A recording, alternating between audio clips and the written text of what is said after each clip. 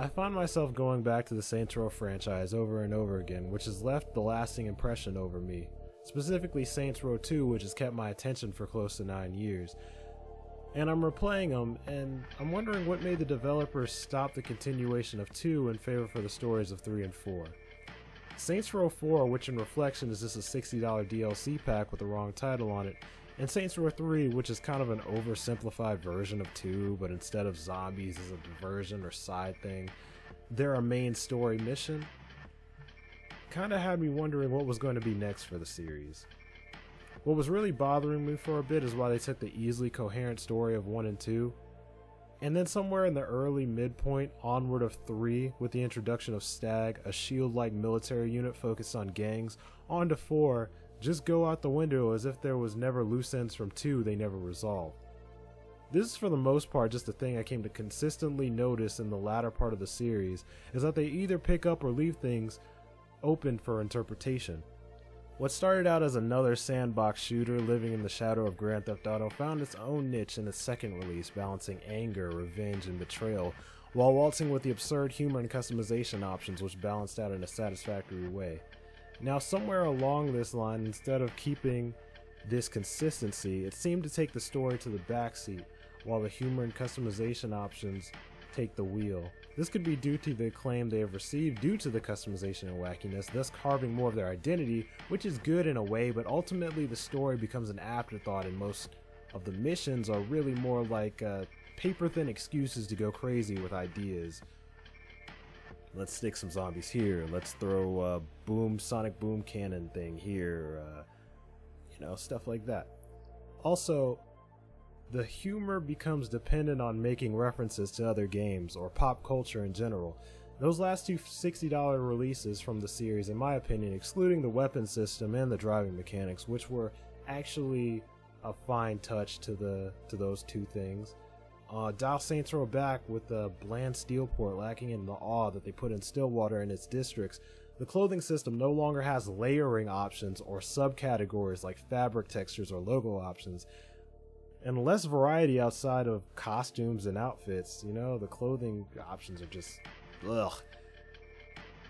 The characters as well. Mostly the villains aren't really memorable or compelling or had anticlimactic ends, which kind of sucks in comparison to what they did with 1 and 2. There are less activities also.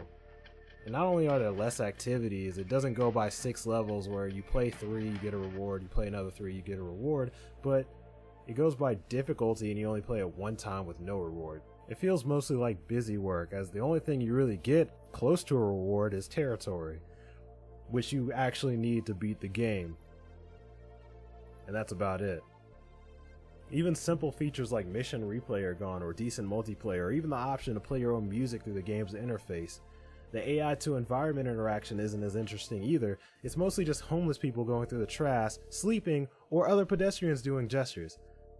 Also, I like the superpowers in Saints Row 4, but they slowly grow boring after a certain power level. It's like you either get all the upgrades and it's just like, hey, I got powers and all of this is just a breeze.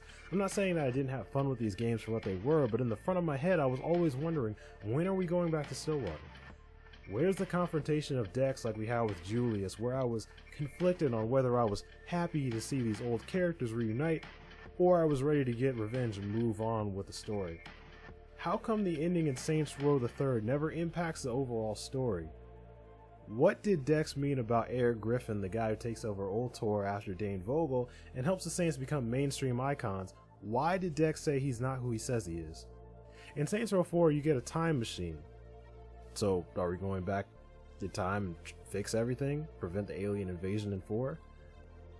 Well, unfortunately, the Eric Griffin thing is never pursued. In Saints Row 4, they do get a time machine, but they really just jump through pivotal points in time.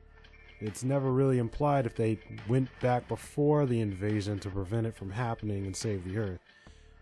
And in Get Out of Hell, they reduced Dex to a target. More like a hitman target.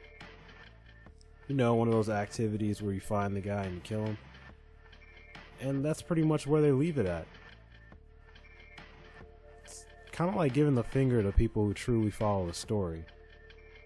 3 years later, and I still look back on it and wonder why.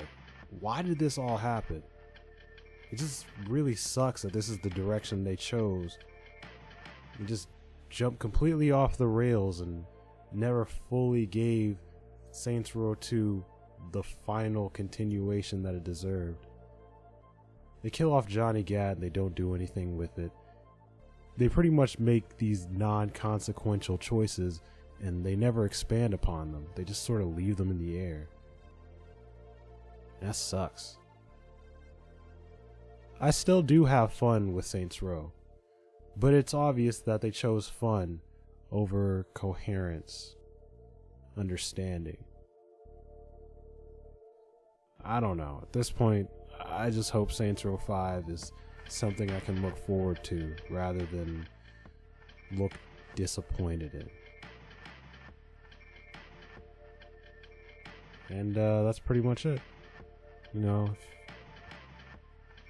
if you have any conflicting opinions on anything I say, just leave them in the comments. You know, this video is more for conversation. You know, what's more important, coherence or fun? And that's about it. So I'll see you in the next video. Take care.